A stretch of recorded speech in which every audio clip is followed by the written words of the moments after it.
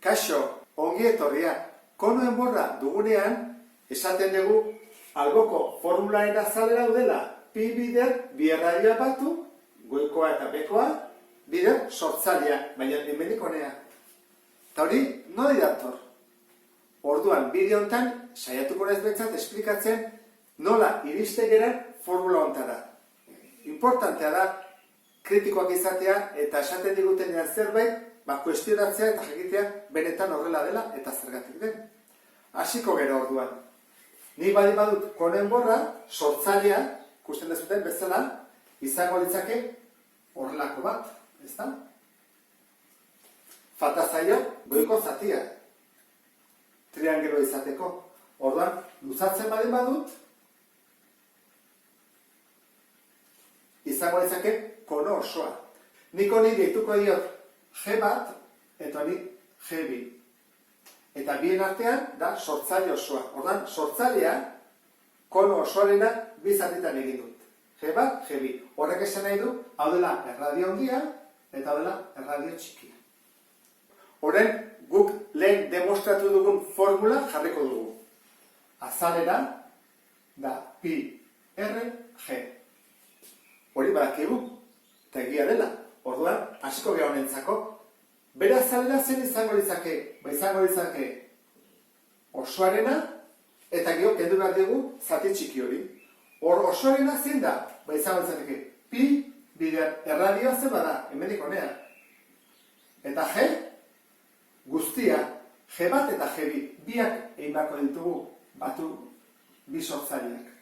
Horak, hori izango litzake kono osoa, kendu behar dugu kono txiki hori. Kono txiki hori zer da? Izango litzateke pi, bider erradio txikia, bider bere sortzailea, G bi. Ikusten dezun bezala, hemen ekuazio bat dago, baina ditugu bat eta bi ez ezagun. Horrek esan nahi du behar dugula beste ekuazio bat, sistema bat izateko. Bigarren ekuazioarentzat talesien formula erabili dezakegu. Ikusten dezun bezala, triangelu bat dago, bat bestearen barruan. Beraz, proportzionalak dira. Egin dezakeguna da. Adibidez, R txikia, zatiare handia, berdin, G bi, zati, eta orain, R handiaren zein da, biak batuta, G bat, G bi. Orain guk lortu dugu bigarren ekuazioa, ikusi, ekuazio bat eta beste bat. Sistema bat da, orduan, erabiliko dugu ordezkatzen metodoa. Baina hortarako erabaki behar dugu, hemendik, zein bakanduko dugun. Guri ze komeni zaigu, G bi ez izatea. Ikusten dezu bezala. Guk ez badugu G bi, guk G batekin, sortzaile batekin, nahikoa da. Orduan, saiatu behar dugu, G bi hori bakantzen. Hortarako zer egin behar da, lehenengo izenatzaileak pasa bestaldera bidertzen. Eta geldituko litzake horrela. R bider, G bat gehi G bi, berdin, eta hemen G bi bider R. Biderketa egiten bali badut, bana bidertu, gehituko zait. G bat bider R, gehi G bi bider R, berdin, G bi R. G bi duten guztiak, pasatuko ditut alde berdina, adibidez ara. Orduan, gehituko zait, G bat, R, berdin, G bi, R, ken, G bi, R txikia. Zuk badakizu, bi monomioetan, baldin badago, faktore berdinak, atera daitekela. Horra hartatzen dut G bi, eta gehituko zait, R, ken, R. Ia iritsi naiz, bakarrik usteko zen barra, hau pasa zatitzen. Eta gehituko ditzaiguke, erantara.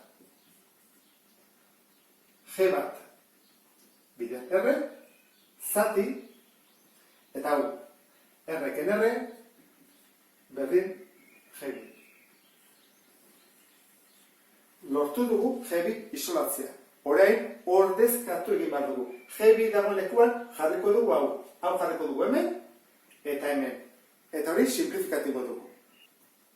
A, berdin, pi bider R, bider G bat, Orain, G bi ez dut jarriko dut, bere ordez, G bat R, zati R, ken R, ken, pi, bider, R, bider, G biren ordez jarriko dut hau. G bat, R, zati, R, ken R, parentesi artean.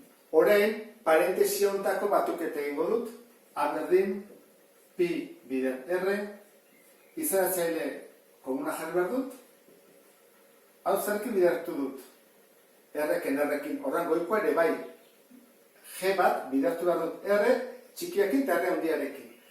Hemendik aurrean, G bat jarri beharrean jarriko dut G.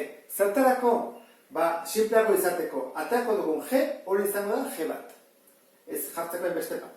Orduan, G bider R, GR, G bider R txikia, GR txikia, eta gero dugu hemen gehi GR. Ken, pi, R, eta esan dugu bat kenduko dugula, GR, zati, R, ken, R txikia. Ikusten dezun bezala, minus GR gehi GR, zer egin dezakegu? Kendu. Orduan, gelditzen zaigu erantara. A berdin, pi, R, G, R handia, zati, R, ken R, ken, pi, R, GR, zati, R, ken R. Urreko pausa, hemen goian egingo dut, sartuko ditut R handia eta R txikia, parentesi barruan bidertzen. Orduan geldituko litzake. A berdin, pi, eta parentesi artean, R bidertzen baldin badut, gelditzen da. R berbi, eta behan R ken R, eta gero hemen ken, pi, G, R txikia, berbi, zati, R ken R. Urrego pausurako kenketa bat dugunez eta bietan pi dagoenez bidertzen, faktore komuna eta dezakegu.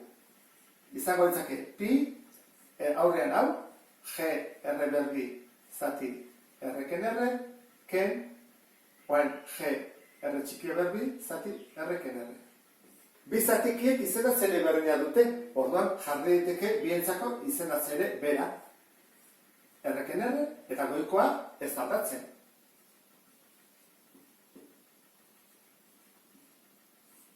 Kenketa honetan, G da faktore komuna, orduan G atera daiteke. G ateratzen dut, eta barruan gelditzen da.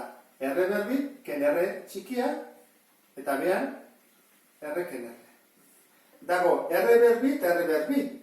Gogoratzen bali bazera, hau egiten gendun, ezta? Bali badia berbi biak, horrela. Hau da egingo duguna. Kenduko dugu berbi, eta geldituko da batuketa eta kenketa bidertuz. Gelditzen da orduan.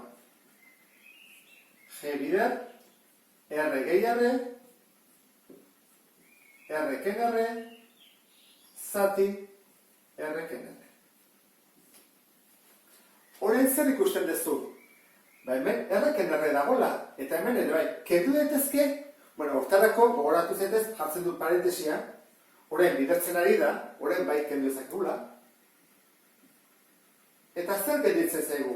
Gelditzen zaigu A, berdin, pi, gero hemen parentesi banago, G, gero dago hemen, R, gehi R, parentesi, parentesi.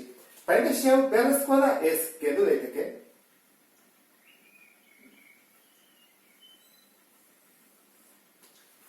Ikusten duzu bezala, baliokidea da. Pi, bider, bi erradioak batu, bider G. Eta erantara demostratzen dugu. Interesantea izan zaizulakoan, beste bat arte, agur.